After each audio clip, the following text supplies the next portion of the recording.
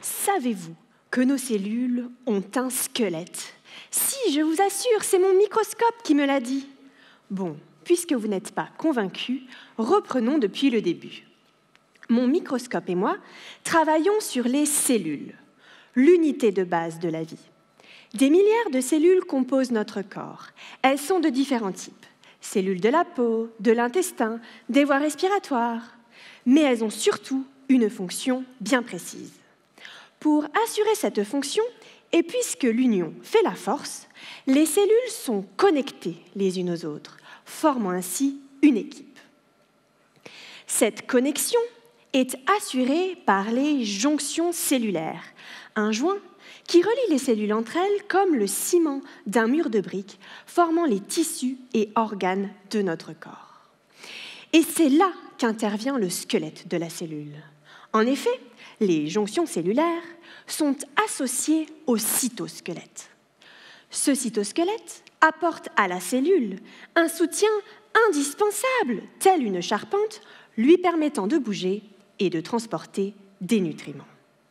Ce cytosquelette est une structure complexe et organisée, composée de plusieurs matériaux, notamment la gamma-actine, dont son rôle sur l'organisation des jonctions cellulaires et leur fonction est peu connu, ce qui en fait un sujet d'intérêt pour ma thèse. Mais vous allez me dire, pourquoi est-ce si important d'étudier ça? Parce que je m'ennuyais avec mon microscope? Non, en réalité, ça me passionne. Et c'est bien plus que ça.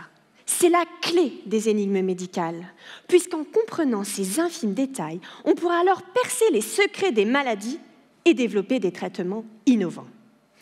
À propos d'innovation, j'utilise des ciseaux moléculaires pour couper ma gamma-actine, l'éliminer, et de par son absence, je comprends alors sa fonction. Finalement, c'est un peu comme si je vous coupais un bras. Vous comprendriez vite à quoi il vous servait.